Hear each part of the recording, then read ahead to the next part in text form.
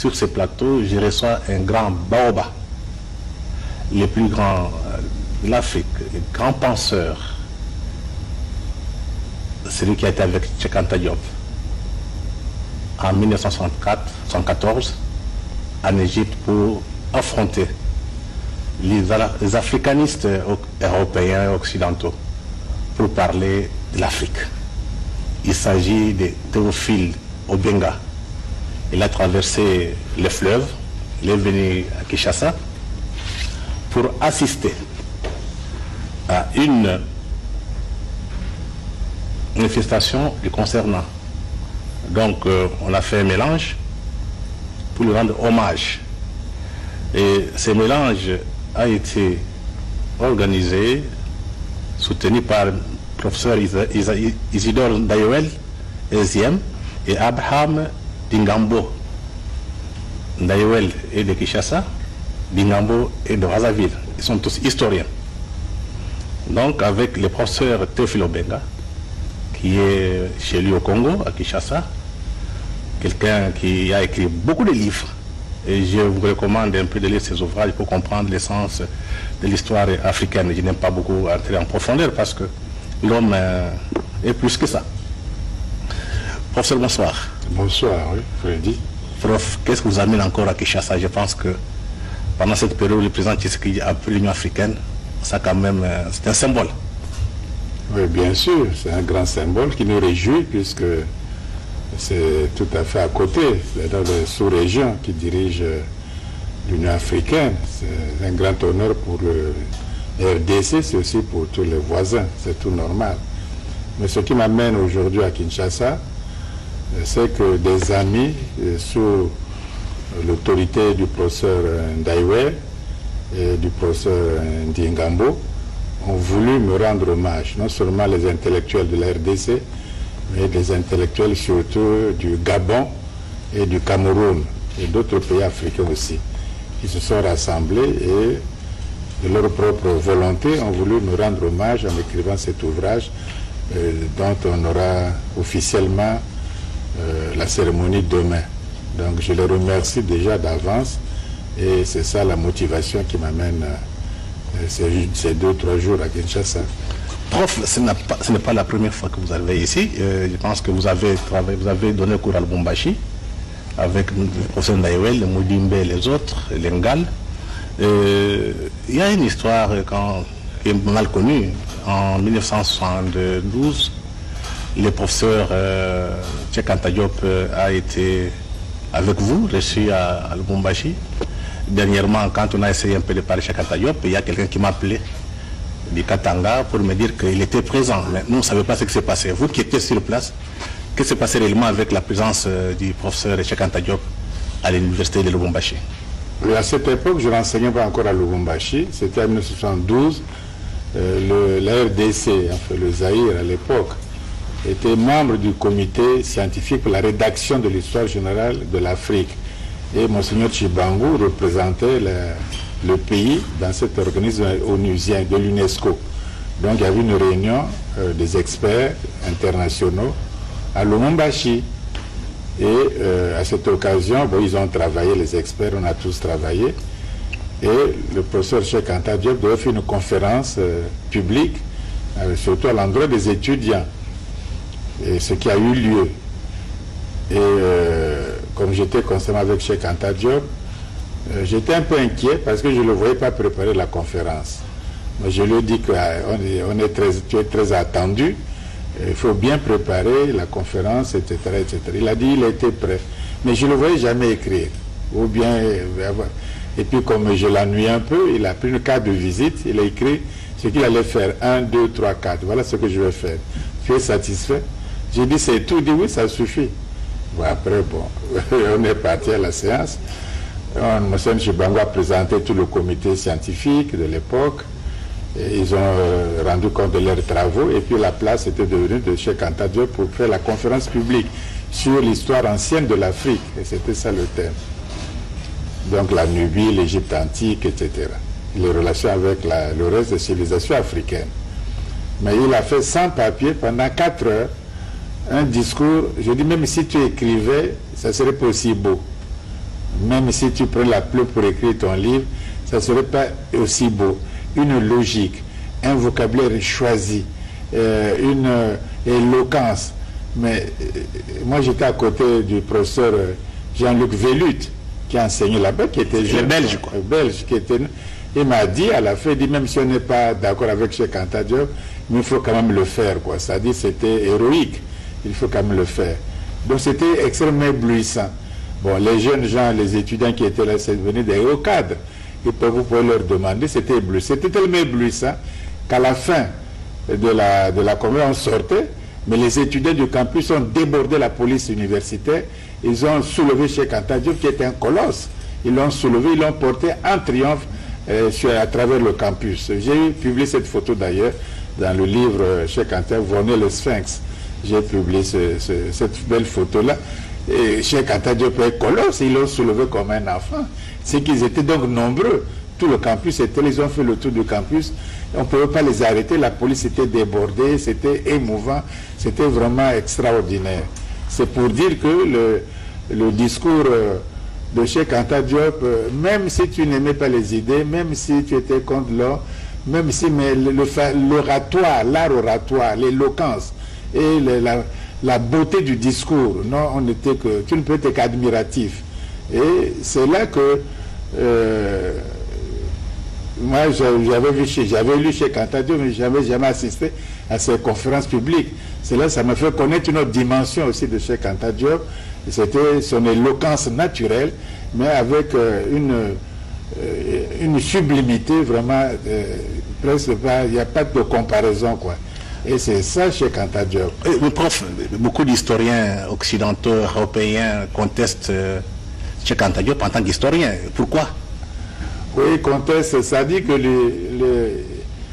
ils contestent quoi? Il y a d'abord les Occidentaux, hein, que ce soit les Portugais, les Espagnols, les Français, les Belges, les Allemands, eux qui ont eu des colonies. Ils n'ont jamais écrit un livre sur l'Afrique. Hein, est-ce que ici nous étions colonie belge? Est-ce que les Belges ont un livre d'ensemble sur le Congo de Léopold II, ou sur le Zaïre, ou sur il n'y a pas un livre d'ensemble. Ils écrivent sur les tribus pour émietter nos consciences. Ils écrivent sur des petites régions comme ça là. Il n'y a jamais une vue d'ensemble sur un grand pays africain.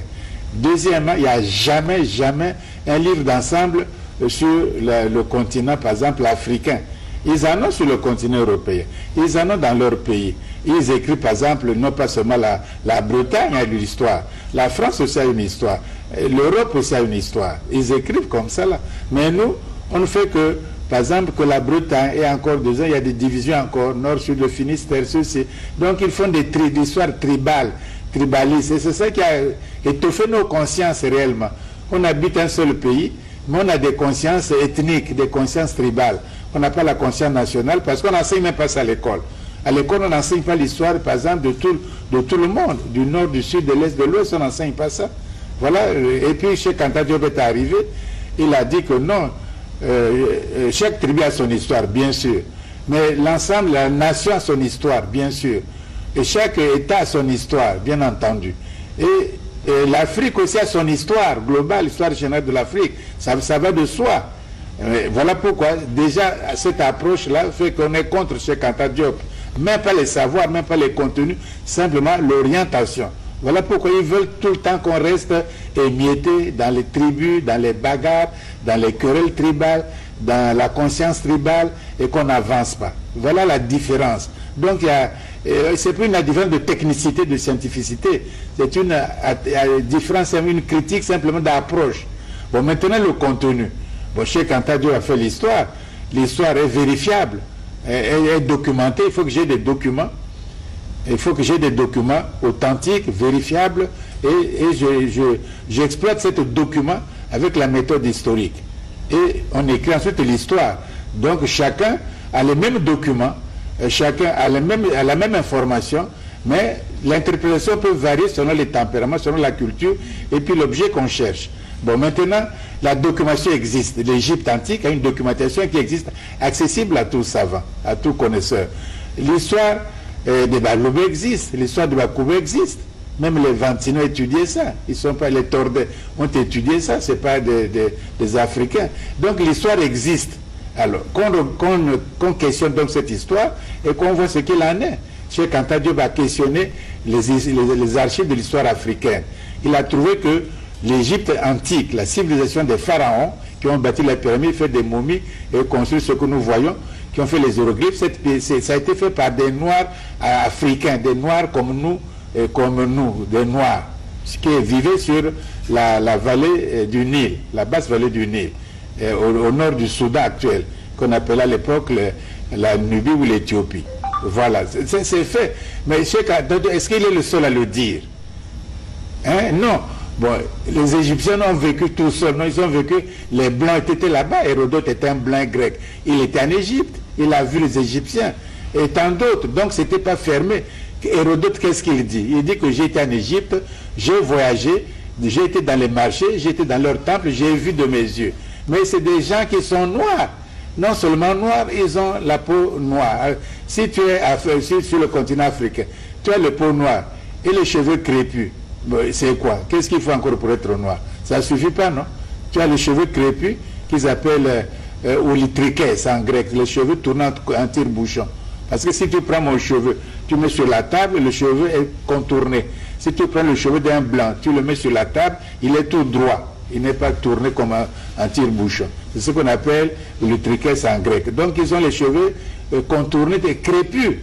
Bon, ensuite, ils ont la peau noire. C'était mélas croès. Croès, c'est la peau. Et mélas veut dire noir. Le mot le plus fort en grec pour dire noir, c'est mélas. Donc, ils ont la peau très noire, s'ils sont noirs. Alors, quand tu es en Afrique, tu as la peau noire, tu as les cheveux crépus. Bon, même les nez épatés, les lèvres lipues, qu'est-ce qu'il faut encore d'autre? Ça ne suffit pas pour devenir anthropologie. Ça suffit. Bon, non content, non seulement, ils n'ont pas contesté Hérodote, personne ne conteste. C'est un témoin oculaire. Donc on peut dire qu'ils ne voulaient pas qu'on dise que les pyramides telles qu'elles sont là, ce n'est pas construit par les Noirs. Parce que ça se comprend aussi. Si tu colonises quelqu'un, si tu as fait un esclave, bon, il ne faut pas le reconnaître comme un être humain. Donc l'esclavage, l'esclave pendant la traite négrière qui a duré 5000 ans, la traite négrière. Donc il n'y avait pas de droits, les fameux droits humains, il n'y en avait pas. On pouvait te pendre sans jugement. Tu as volé un petit fromage, le maître te pendait après avoir été au temple, hein, il te pendait. Il n'y avait pas de jugement, tu étais poursuivi par des chiens. C'était tout. Donc l'esclave n'avait aucun droit. Et le noir n'avait aucun droit. Donc on ne peut pas lui dire quand même c'est lui qui a contré qui a fait la civilisation, qui a bâti les pyramides. C'est un non-sens. Il faut barrer cette affaire-là. Il n'est rien du tout. Il nous doit tout. C'est un sauvage, il est primitif, sa mentalité, il est sauvage, il n'est pas évolué, il est ceci, cela. Et il est convaincu lui-même. Donc il prend Mandela Nzambe, il prend le blanc comme un dieu. Parce qu'il a été, il faut le détruire psychologiquement, mentalement, pour en faire cet esclavage. Il est mort. Bon, on vient demander, pendant la colonisation, ici en RDC, on dit, bon, est-ce que ce chef-là paye l'impôt? Ce monsieur qui est mort a payé l'impôt? Non, il n'a pas payé les impôts. On contrôle. Bon, il est mort, c'est fini, on va l'enterrer, mais le pouvoir colonial, lui coupe quand même le bras ou le pied, parce qu'il n'a pas payé les impôts. Il est mort, on lui coupe quand même le bras. Il y a des photos. C'est pas nous qui avons fait ces photos-là. Donc, voyez-vous, là où la barbarie, on a poussé la barbarie, mais il ne faut pas dire ça. Le barbare, c'est le nègre, c'est le noir. Les autres Européens, ils ne sont pas barbares. Même quand ils vous mettent sous les cales, quand ils vous coupent les bras après ne pas avoir payé l'impôt, quand ils vous font... Ça, non, ils ne sont pas... ça, c'est la civilisation. Mais toi qui n'as coupé les bras à personne, qui respecte la civilisation, l'humanité, la vie, c'est toi le barbare. Ils ont renversé les valeurs pour coloniser. Bon, mais ça, c'est le temps, c'est l'histoire est passée. Ça, on ne pleure pas sur ça. Et c'est la vie qui compte. On vit encore, on est vivant, on a des pays, on a des pouvoirs politiques organisés, on a des États indépendants, souveraineté internationale. À nous d'organiser maintenant notre vie. Bref, on va arriver, parce qu'il y a des gens qui contestent, ils disent, mais ce sont des Noirs qui ont construit des pyramides en Égypte. Oui. Donc comment expliquer qu'on vient chez les Noirs africains, donc l'Afrique noire là, au sud du Sahara, oui, les gens sont encore dans des cases. Est-ce que ce sont ces Noirs là qui avaient construit les pyramides? Les gens ont des doutes. Oui. Comment quelqu'un qui a construit des pyramides, mais après plusieurs années, il est dans des cases, dans des huttes. Ça signifie quoi? Il faut savoir que les pyramides, personne n'habitait dedans. C'était le tombeau. On enterre le pharaon et on élève la pyramide qui est son escalier pour aller au ciel. C'est une échelle. Donc les pyramides n'étaient pas partout. C'était une exception même. Deuxièmement, les Égyptiens eux-mêmes, au cours du temps, ils n'arrivaient plus à faire des pyramides. Ils avaient perdu la science des pyramides. C'est dans leur texte, c'est écrit noir sur blanc. Si vous lisez les hiéroglyphes, c'est dit que, mais comment ils ont fait les ancêtres? Comment ils ont pu bâtir les pyramides? Maintenant, ils faisaient quoi? Ils partaient sur une colline qui était élevée, et sur la colline, ils faisaient maintenant les tombeaux. Et la colline naturelle représentait la pyramide. Ils étaient incapables de faire la pyramide, ils se plaignaient eux-mêmes. Ils disent, mais comment on n'arrive plus à faire les pyramides? Ce sont nos ancêtres directs qui ont fait les pyramides, n'en arrivaient plus. Au Moyen Empire, à la fin du Moyen Empire, personne n'a fait les pyramides. Mais qu'est-ce qui peut expliquer ça? C'est une technique qu'on ne comprend pas aussi. Même l'ordinateur aujourd'hui ne comprend pas. Parce que les pyramides, c'est les pierres sur les pierres, c'est une montagne, il n'y a pas de ciment. Aujourd'hui, quand je mets une brique, je mets le ciment, je mets une autre brique, je mets une autre brique. Là-bas, c'est les briques qui sont posées les unes sur les autres sans ciment. Et c'est bien taillé. C'est la taille de la pierre, bien taillée. Il faut la mesure, il faut le poids de la pierre. Il faut superposer, savoir, il faut que ce soit strict. C'est une grande mathématique extraordinaire. Aujourd'hui, on a fait avec les ordinateurs modernes, on n'arrive pas à comprendre. Il y a beaucoup de théories sur les pyramides, les francs-maçons en font, tout le monde en fait, l'ésotérisme, etc. Mais personne n'arrive à comprendre comment on a fait les pyramides. Parce qu'il y a des gens qui disent que si l'Égypte a décliné, c'est parce que la science était restée au niveau des initiés.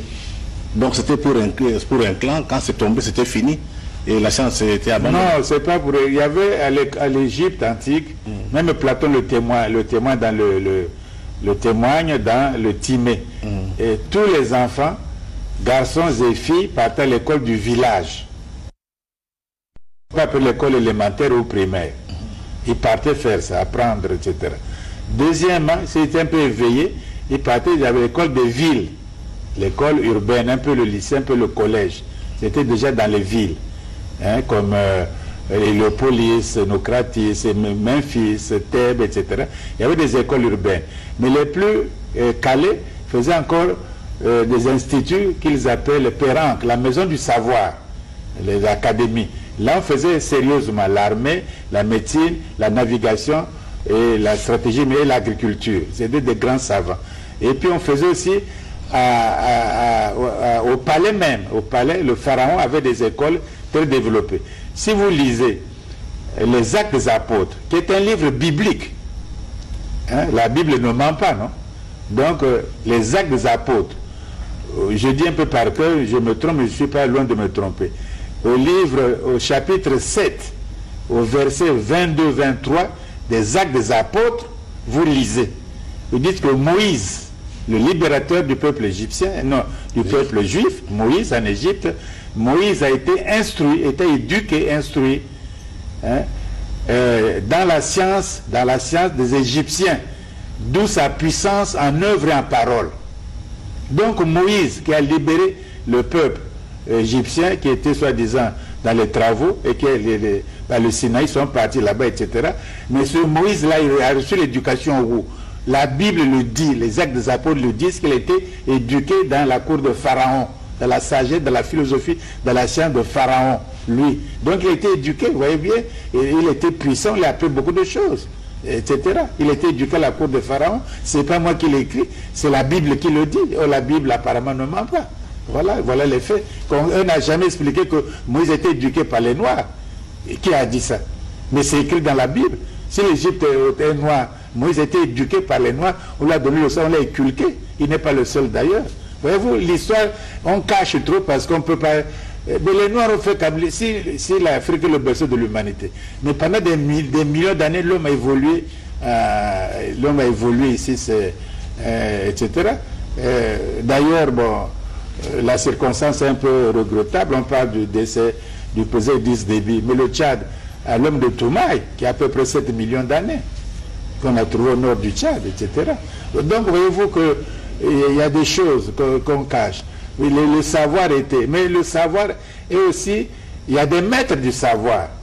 Il y a des maîtres du savoir. Même en Grèce, Platon a créé l'académie, ou Aristote le lycée. Mais ce n'est pas tout le monde qui est parti aussi. Ce n'est pas tout le monde qui est Platon, qui a fait la philosophie en Grèce. Ce n'est pas tout le monde qui est Aristote en Grèce.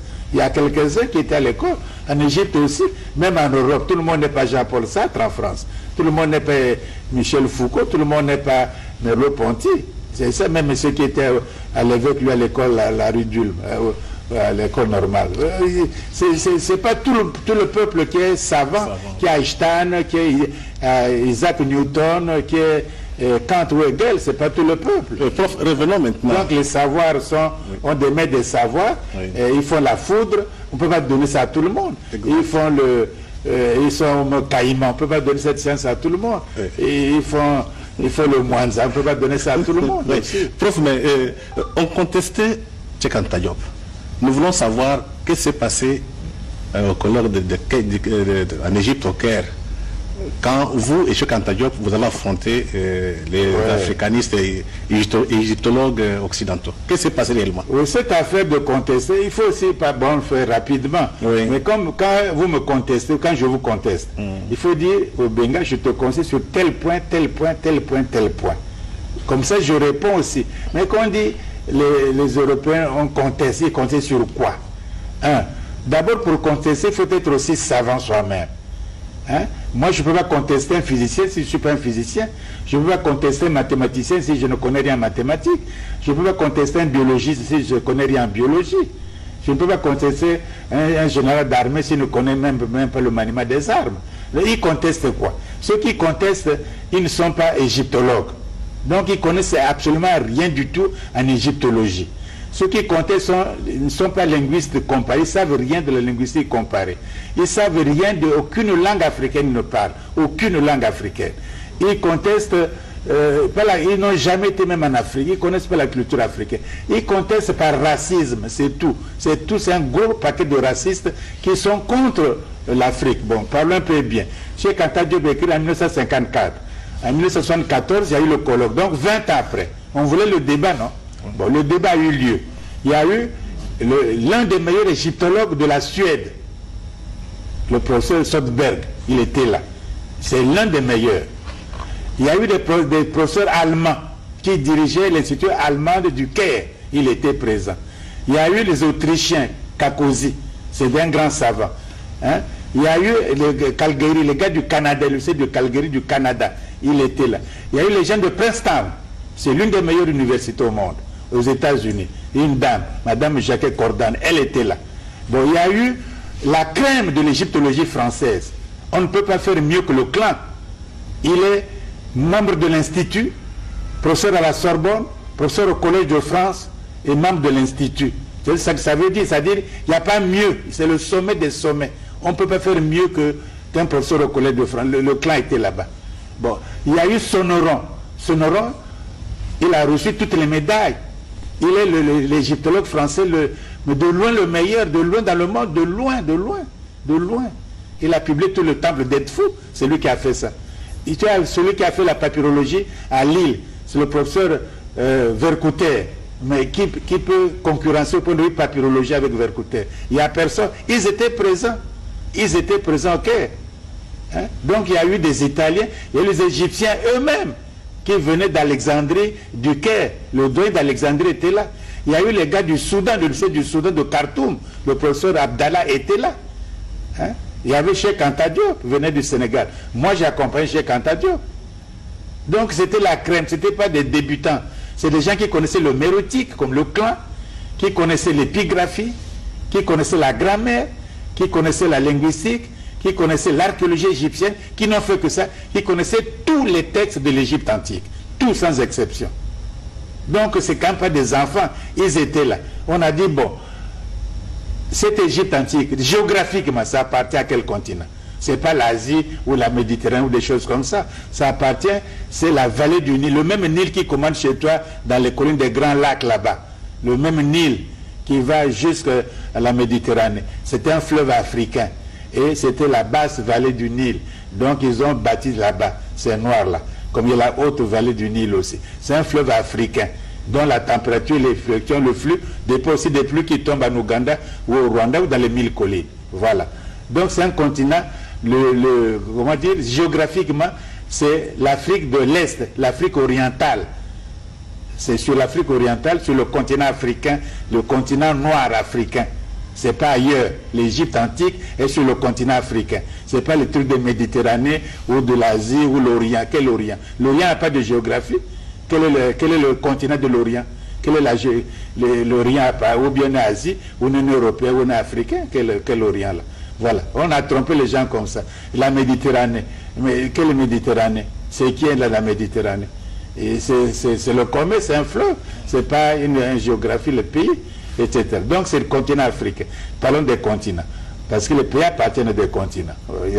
Bon, maintenant, ces hommes-là étaient des noirs, des métis, des blancs, des mulâtres ou des quoi. Bon, moi je te donne un fait simplement.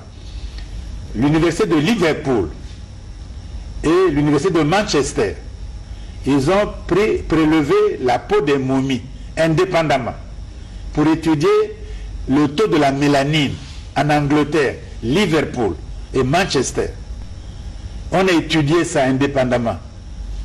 Et on a publié ce rapport, il est caché secret. Moi, je l'ai trouvé dans une bibliothèque américaine à Berkeley. Alors, que dit ce rapport-là? Le rapport dit qu'on a trouvé des échantillons, des momies pharaoniques aussi, des rois aussi, et des momies ordinaires aussi. Bon, on a fait les tests de mélanine. Conclusion, en anglais. Ils n'ont pas dit dark. It's dark, it's black. The skin is very black. C'est-à-dire c'était des noirs, même pas bruns, même pas chocolat, même pas jaune ou jaunâtre. C'était des blacks, des noirs. Le rapport de Liverpool confirme le rapport de Manchester, indépendamment. Ils ont le même résultat, avec les mêmes échantillons. Mais ils ont travaillé indépendamment. C'est eux qui ont fait ça. Ça, c'est qu'un noir n'a fait ça. Le cheikh aussi a fait ça à Dakar. Il a invité le professeur Moni à voir. Le professeur Moni qui comptait sa vue et quelle était sa réponse. Il s'est tué après. C'est comme ça qu'ils sont honnêtes. C'est-à-dire, je vois la vérité, mais je m'étais. C'est un signe d'honnêteté. Allons-y. Et au Caire, comment ça s'est passé réellement? Bon, au Caire, point par point, la peau noire, quand il dit j'ai des échantillons, allez au musée, allez à l'université du Caire, on va voir. Il y a des biologistes là-bas. On va voir, ils ont refusé. Et M. Cheikh a dit, bon, il a fait sa démonstration. On est passé sur le plan de linguistique. La langue égyptienne appartient à quel groupe de langues? Ils ont dit caméto-sémitique. J'ai démontré que c'était faux. Ils n'ont pas discuté. J'ai prouvé que c'était africain avec les langues africaines. Et qu'est-ce qu'ils ont dit? Sonoro m'a dit après, il dit, lui qui est grammairien, il m'a dit, il faut continuer dans ce sens-là, après le débat. Il m'a dit, quand on attendait l'avion pour partir au Soudan, il a dit, il faut continuer dans ce sens-là, ce n'est certainement pas une langue sémitique. Il m'a dit ça clairement, tu vois. Et j'avais fait ça, il y a eu le débat, ils avaient dit quoi? Il y a eu le débat sur la culture africaine, il y a eu le débat sur les points par point. Mais tous les points ont confirmé les têtes de Cheikh Anta Diop. Et le rapport n'est pas écrit par Cheikh Anta Diop ou par un négro africain ou par c'est écrit par un Français, M. Jean de Vis, qui est historien à la Sorbonne. C'est écrit. Il a dit quoi? Les débats étaient déséquilibrés. Les autres n'arrivaient pas à suivre quand c'était chaud. Ils n'arrivaient pas. Même moi, je somnolais parfois. Oui, c'était compliqué, difficile, je somnolais. Mais Cheikh n'a jamais même bougé. Il n'a jamais somnolé. Il a débattu presque tout seul tous les points de A à Z avec vigueur, avec clarté, avec politesse, avec aisance extraordinaire. C'est bien que tout le monde, finalement, les assistants, le peuple étaient admiratifs de Cheikh Anta Diop. Comment il peut parler avec autant d'aisance sur des problèmes aussi compliqués et avec un calme extraordinaire. C'est-à-dire, il tenait la vérité. Moi-même, parfois, je somnolais, c'était tellement tendu. Donc on peut dire que le rapport est là. Avec ce qui s'est passé au Caire en 1974, donc le débat est clos. L'Égypte ancienne est noire et africaine. Mais c'est votre héritage. Il faut maintenant, je ne vais pas s'en contenter. Nous, c'est un héritage de l'humain. Parce que ça appartient aux Africains, ça appartient aussi à l'humanité.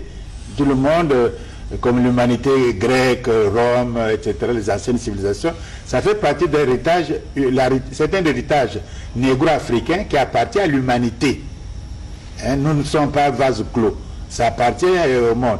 Il faut apprendre cette langue-là, c'est une très belle langue, et l'écriture est très belle, c'est les hiéroglyphes, et c'est une grande civilisation, comme ils ont fait la pyramide, comme ils ont vécu. Ils ont enseigné la morale, ils ont enseigné l'éthique, ils ont une très haute spiritualité, ils ont éduqué les Moïse là, dont vous parlez, etc. Parce que ils sont sortis de l'Égypte avec ce patrimoine-là, jusqu'à aller à le Sinaï, on leur a appris comment on fait. Mais les Égyptiens séparaient les eaux du Nil. On a montré à Moïse comment séparer les eaux. Il y a des faits égyptiens, des textes égyptiens qui le disent au moins 2000 avant la naissance de Moïse. 2000 avant la naissance de Moïse. C'est un texte qui dit qu'on a séparé les eaux en deux. C'est une technique des pharaons. Oui. Très cool. Tout ça c'est bon. Oui. En se connectant à l'histoire égyptienne, aujourd'hui, ça va amener quoi? Mais ça amène ma conscience historique. J'ai été colonisé, je le sais. J'ai été fait esclave, je le sais. Bon. Mais avant que ces gens n'arrivent sur le continent africain, il y avait des royaumes. Hein, le royaume de Cuba, le royaume de Luba, le royaume de Bapende, de Bakongo. Même ici au bord du fleuve, il y avait le royaume de la reine Ngakabe. Ngakabe. L'équivalent de la reine de Galfrou de Makoko.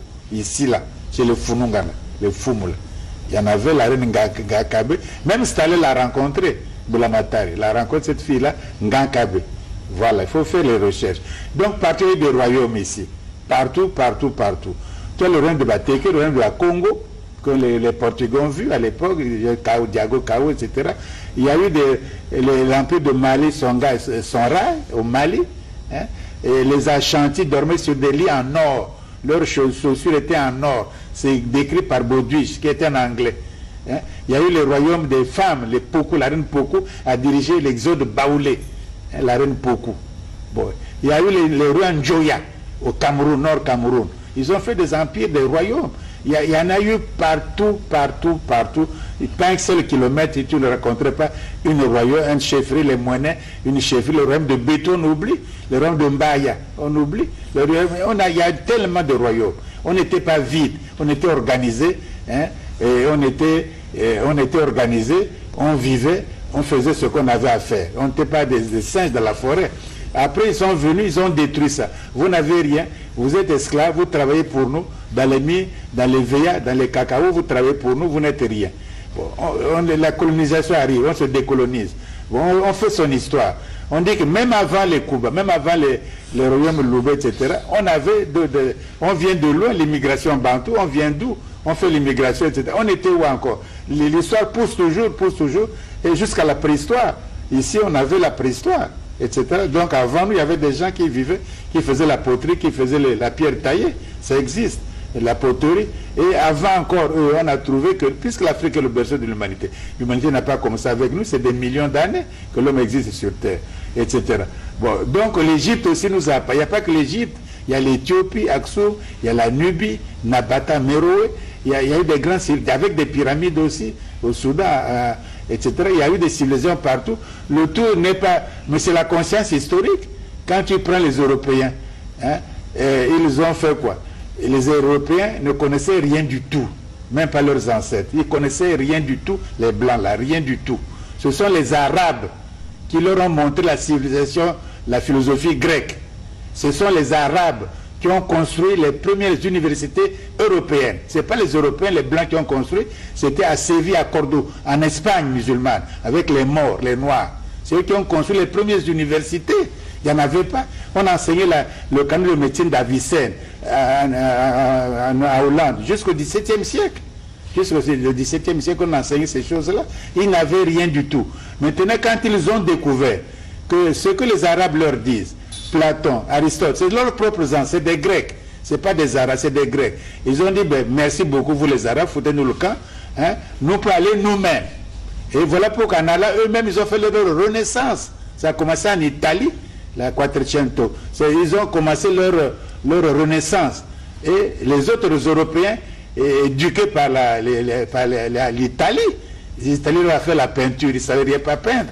L'Italie leur a fait la cuisine, a fait l'architecture, a fait tout, etc. Avec les Dante, la poésie, ils n'avaient rien du tout. Après, ils ont pris ça. Et tous les rois c'est les Espagnols, les Italiens qui leur construisaient les châteaux. Il n'y avait rien du tout.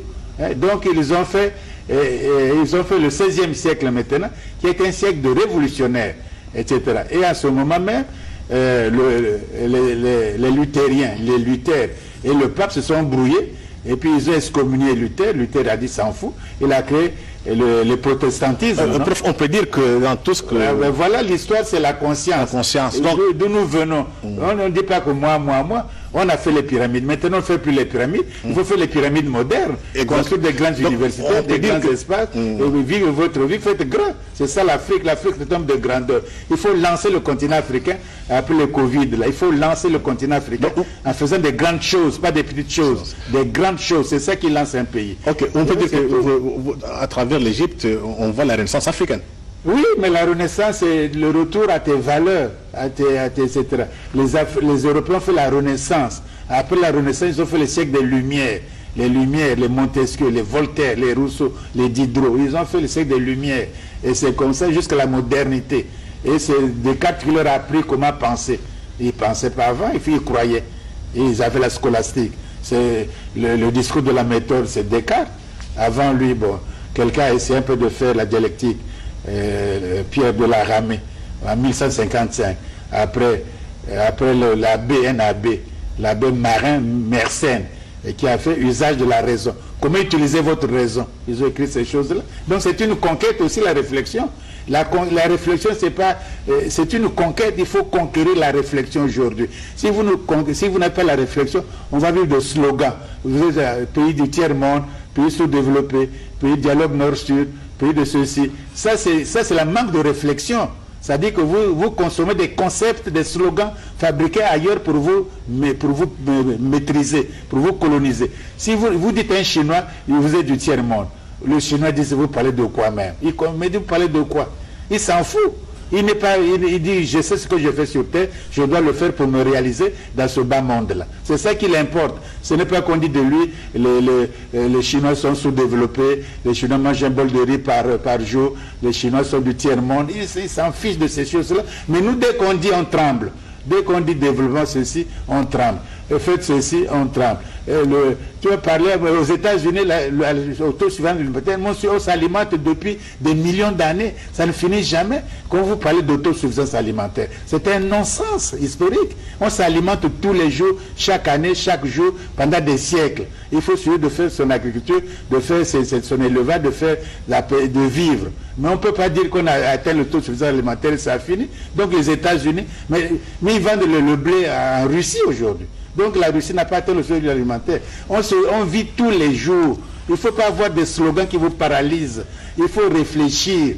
Et ce n'est pas interdit. Si vous réfléchissez, vous dégagez votre propre potentiel. Vous dégagez votre énergie et vous faites. Mais si vous subissez le vocabulaire des autres, mais ce vocabulaire a un impact sur votre cerveau. Et vous ne pouvez rien faire, vous avez peur. Donc l'Européen, sa technique c'est quoi? C'est créer la peur chez l'Africain, la peur de lui-même, la peur du continent, la peur de ses idées, la peur des autres, la peur, puis finalement on l'exploite, on lui prend le pétrole gratuitement, on lui prend l'uranium gratuitement, on lui prend le diamant gratuitement. Merci beaucoup, voilà. Professeur. Je pense qu'on va continuer demain avec notre émission. On traitera sur les paradigmes de la Renaissance africaine et les paradigmes du développement peut-être pour que notre peuple comprenne. Et aussi on parlera aussi de la présidence du président Félix Antoine Tshisekedi. Qu'est-ce qu'on peut attendre selon vous, un grand panafricaniste? Mesdames et messieurs, nous sommes déjà à la fin de notre première partie du débat avec le professeur Théophile Obenga. Nous espérons que vous allez continuer avec nous pour suivre pendant le temps qui passe à Kinshasa pour éclairer les peuples africains. Que l'Afrique soit debout et le Congo soit la gâchette de l'Afrique. Une fois de plus, merci et bonsoir.